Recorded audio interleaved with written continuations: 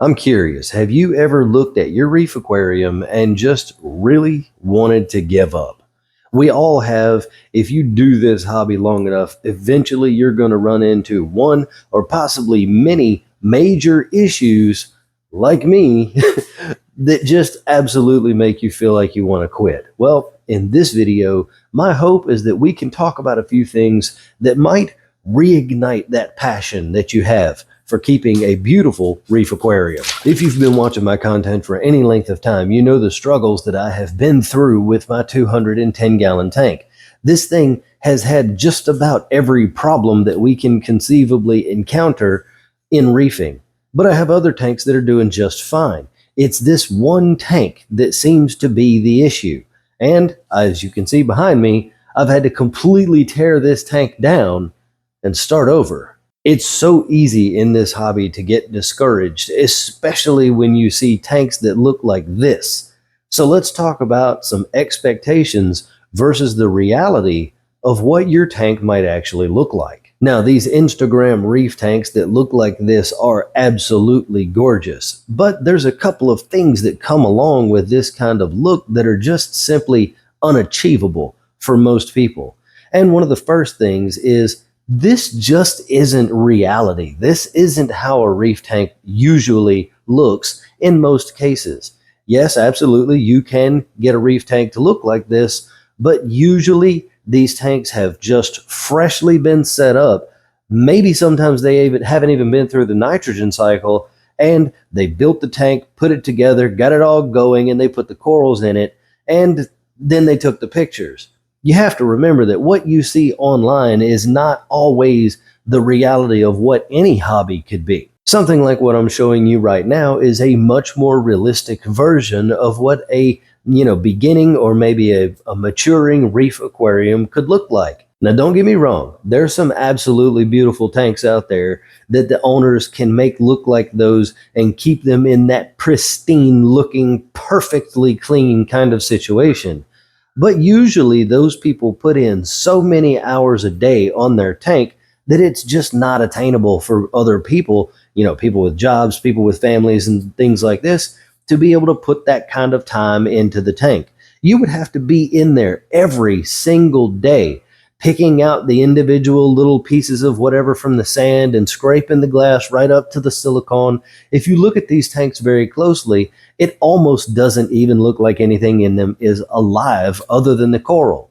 There's no snails, there's no cleaners, there's nothing going on in this thing but water and corals. And that's just simply not what most people are going to be able to achieve, and it isn't really what you should be shooting for if you want to and expect to keep a reef tank for a long span of time. Another major area where discouragement might be happening for you is in the early cycling phase of the aquarium. You're going to try to get the tank through the nitrogen cycle and the ugly phase and into the maturing cycle, but those cycles and those biological processes are wrought with potential problems. There's all kinds of stuff that could go wrong and does go wrong. Included in with that are pests and hitchhikers, coral bleaching events, and fish losses that sometimes just feel like maybe you have no business doing this at all.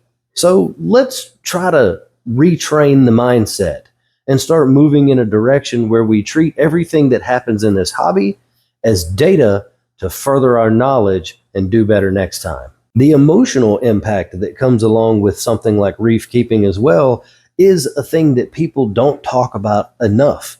You can get attached to these animals and these fish, and sometimes the fish can even seem to have personalities. And if that fish goes belly up for some reason, it can affect you. I know it does me. I don't want to lose any pets. And anytime I put something in my tank that doesn't make it, there's a certain amount of self-doubt that comes along with that of, should I really have done that, or should I really be doing this at all? And sometimes the problem with this is it can create a situation that causes a failure to take action to correct a problem that might be in the aquarium, be it because you don't know how to fix it, or you don't know what to research, or you don't even know why something happened. And all of these things lead to this discouraging mindset. So let's change that. In a minute, towards the end of the video, I'm going to tell you about an unexpected mistake that someone made in this hobby that has absolutely changed the hobby for the better and actually had a drastic effect on reef conservation in the entire world. So be sure to stick around for that. One of the things that we can do to kind of adjust our mindset and try to move into a better direction is to view everything that happens with the tank as an experiment. It's going to be giving you data.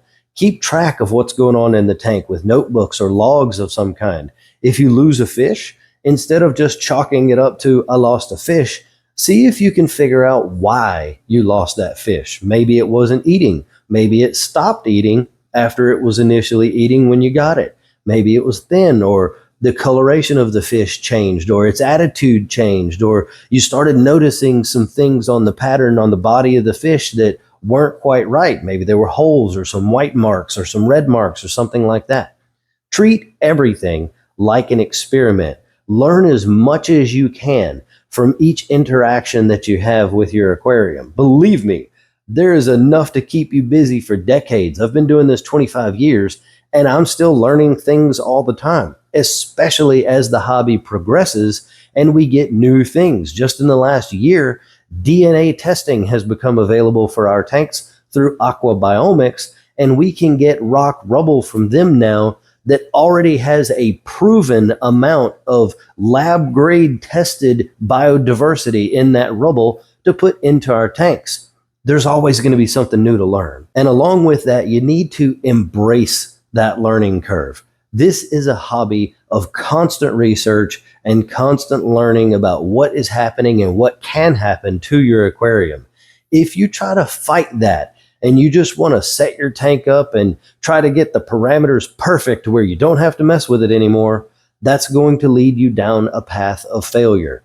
These tanks are always evolving. They're ecosystems. You guys have heard me say this probably dozens or even hundreds of times at this point. It's always going to change. And you're going to have to be learning what to do when those changes take place to know if it's a good change or if it's not a good change, and what you can expect that change to cause, because everything in a reef tank has a domino effect. If you change the alkalinity, the pH is going to change. If you change the calcium and magnesium, the coral growth and coloration is going to change. And these are just a couple of examples. If you add a fish into the tank that really shouldn't be in there, the domino effect from something like that could be catastrophic to your aquarium. I have personally had that happen to me early on when I was just getting started. Well, not just getting started, but I'd only been reef keeping for a few years. I put a lunar wrasse into a 75-gallon. And number one, that fish does not belong into a 75-gallon, but it was already like an 8 or 9 inch long lunar wrasse. It ate my entire cleanup crew in about 24 hours, knocked over my corals, knocked over some rocks, pissed off the other fish, and ended up crashing the whole tank. I could have completely avoided that situation with a little bit of research and a little bit of time to make sure that that was going to be a good decision before I did it. And I learned from it. And now you know about that situation too. You could think of reef keeping like learning how to play a musical instrument. You're not going to go pick up a guitar or a drum set and just sit down and automatically be able to play Stairway to Heaven. It's just not going to happen unless you're some sort of musical savant, in which case we're not talking about you. But you're going to have to put in the time. You're going to have to learn how to play that instrument. You're going to have to learn how to read music, and you're going to have to learn how to maintain that instrument as well. And reef tanks are no different. Another thing you can do to shift this mindset into a positive manner is to celebrate the small victories. And I mean everything. Celebrate when your ammonia drops to 0. Make a post on a Facebook group and be like, yes, I was able to do that. I did the right things. The tank did what it was supposed to do, and we got through that step. And then take the next and the next and the next steps in exactly the same way, celebrating each one of those little bitty milestones along the way, eventually getting to the point where you have something in your home you can be proud of. So what can we do to help ourselves achieve this mindset of positivity and learning going forward? One of the easiest things to do is just keep a log of everything that you do with your aquarium. You'll be able to go back through that and look at those milestones and be like, in 3 months, this tank was looking really, really good. What was I doing during that time that was leading to that success? Take pictures monthly of your tank, just a whole big, wide picture of the entire tank, and then maybe a couple pictures of specific corals.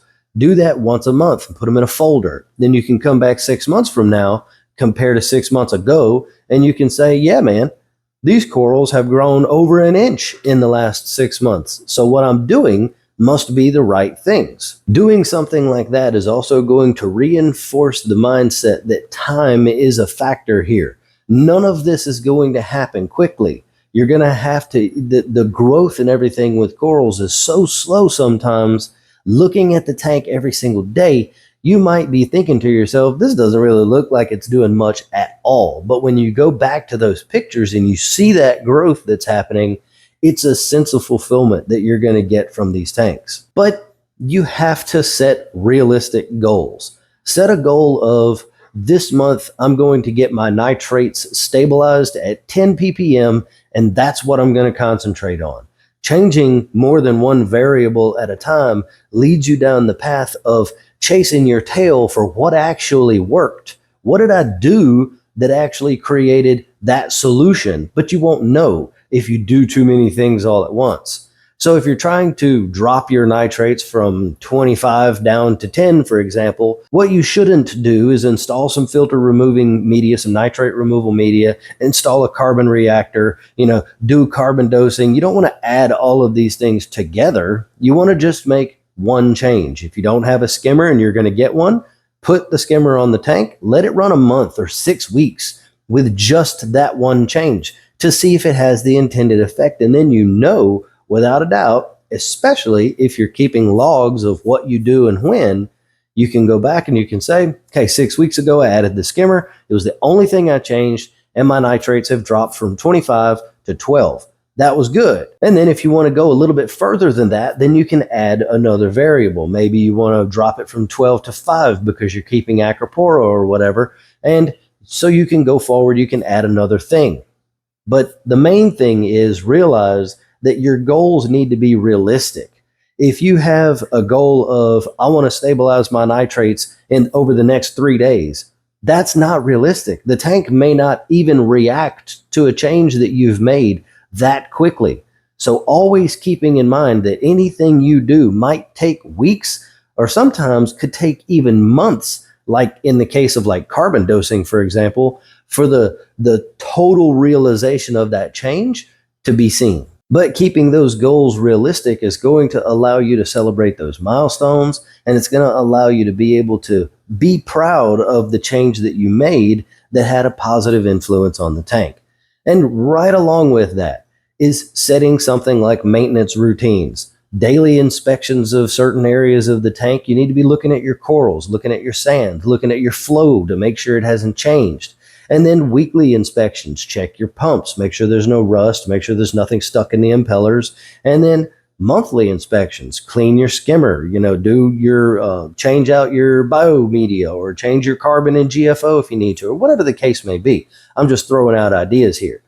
Keep a set routine with your tank, because the more stable you can be, the more stable your tank is going to be as well. And see if there's a way that you can turn a chore of maintaining the tank into an enjoyable part of the hobby. Let's just say it's time for you to clean your skimmer. Like if you're seeing mine right now, it's got coralline algae growing all in it, and it needs to be cleaned. Take your skimmer apart. Learn how the skimmer works. Really study what is happening inside the skimmer and where the air goes in and how it gets churned into bubbles and what happens to those bubbles after they come out of the pump. Things like this are going to allow you to begin to understand more about what's going on with your aquarium. And that way, if you go into your fish room or you look at your tank and your skimmer's acting kind of weird, and the bubbles aren't looking exactly the way that they should, it will trigger a little flag in your brain to say, well, the bubbles have to come, the air has to come from here, go through here, go through here, and go through there. And you'll know what to take a look at to potentially fix the issue. Obviously, if you're watching this, you're at least familiar with social media, and leveraging your online community can be a game changer for the success in your tank. But this comes with the downfall of too much information might just be a bad thing. And there's a lot of bad information out there. Leveraging your community in this way is going to help you gain confidence and feel better about your aquarium. Post those milestones when you make them. Once your tank gets through the nitrogen cycle, post a picture of your tank somewhere, wherever that may be that you hang out, whether it's Facebook or Instagram or what have you. Get some feedback from the other people in that online community. Hey, what would you do next? Does this look okay? So on and so forth. Getting a little bit of confirmation that what you have done is the right thing can absolutely change the game for you with your confidence level in learning how to keep a reef tank. And there's one thing that you can do that's going to help you in this scenario, and that's when you go to make a post and you're looking for assistance. The more information you can provide the people who are going to be reading that post, the better you're going to get answers and results from those people. If you're having a problem where something in your tank has changed, your coral's not looking as good as it was, if you can provide before and after pictures, that helps tremendously. Also, post all of your parameter numbers. It is very, very, very difficult to answer a question if somebody goes to a Facebook group, let's just say, and they post one image of their tank and they say, my tank is brown, what do I do? That's very hard. There's a lot of reasons that could cause your tank to turn brown. But if you go and you say, and you got a really good, nice close-up image of whatever the brown stuff is, maybe we can distinguish that there's bubbles in it and it's kind of stringy.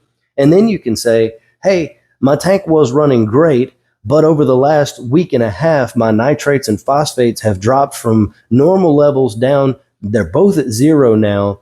I changed my lighting schedule, and then this brown bubbly stuff showed up. What is this? There's so much more information in that post than there is in just my tank is brown, what do I do? You're going to be able to get more answers quickly that are going to help take you down the path of solving this problem correctly, because there's a lot of situations in reef keeping where doing one thing or another thing might be the difference in fixing a problem or exacerbating that problem and making it way worse. I see it so often, especially with dinoflagellates. People will post a picture of this, their tank is kind of brown, and half the comments after that are, do a big water change. That is 180 degrees opposite of what you want to do when you have dinoflagellates showing up in your tank. Just an example. Finding someone who can mentor you in reef keeping is another one of those things that is going to help you gain confidence, gain knowledge, and be successful. Finding the right person to mentor you can sometimes be difficult. That's why I'm trying to build this Reef Rookies brand so that I can help as many people as possible. But I might not click with you and you may not click with me, and that's okay. There are other people out there who do very similar things. My point is, find a group or someone who doesn't mind talking through problems with you. I still talk to a lot of my reefing friends who have been doing this for a long time to help me sort out my mindset and where I'm going to attack a problem at. I can't tell you how many people I discussed with, and some people who've been reef keeping for a very long time to try to help me figure out what was going on with this tank behind me. And ultimately what we came down to is it had to be something in the rocks. Testing didn't tell us anything. ICP testing didn't tell us anything. Changing the lights, changing the salt, changing the food, changing the animals, changing the corals, none of that mattered. So eventually, talking through it with these other people led me down the path of, we all kind of agreed it's probably in the rocks, hence the teardown. One of the things that you can do to help change that mindset is to embrace the mistakes that you've made. You might not even realize that that mistake you made was actually a good thing. And this is an amazing example, and I actually have never even heard of this until I was doing my outlining for this specific video. Dr. David Vaughan was a coral researcher, and some time ago, I think it was back around 2009 or 10, he was involved in a conservation effort to try to figure out how to grow corals so that we could put them back in our reefs and whatnot. So they're growing corals, and it's very slow. 2009, 2010 reef keeping was a lot different than it is now. So Dr. Vaughan is doing his thing, and he noticed one of the corals wasn't looking too great. So he decided, it was zoas, in fact. So he decided to take those zoanthids and move them to another tank. Well, when he did that, it tore some off, and he moved those to the other tank, and he basically just forgot about them. Well, a couple of weeks went by, and then he said, let me go check on that coral that I moved to see if it's looking better. And much to his surprise, not only was it looking better and had healed itself, but it had basically doubled in size. So then he went and looked at the piece that remained behind when he tore it off, because some of it was stuck to the wall, and that piece as well had healed and almost doubled in size. And that incident, that mistake of ripping that coral apart as he moved it and then forgetting about it, literally led to what we know as fragging today. Now, before that time, people had been doing that, but it led into more research about how to do it more successfully, and it really coined the term micro-fragging, where we take corals down to a single polyp and then let a new colony grow from that, much like you see with zoanthids. Some people say it's not best, but it was a mistake that led to a positive outcome. And that research, along with that, has literally changed the game for coral reef conservation. Along with everything else that I have said, you can find other tools and resources at your disposal to try to enhance that learning curve. There's tons of books written around reef keeping. One of the best is The Reef Aquarium, written by Julian Sprung, and even just here recently, somebody who's involved within my own community, Tamara Marshall from Manta Systems, has released a book of fish diseases as it correlates to reef aquaria. So that's pretty interesting. There's so many options out there for books and other tools like mobile apps and things.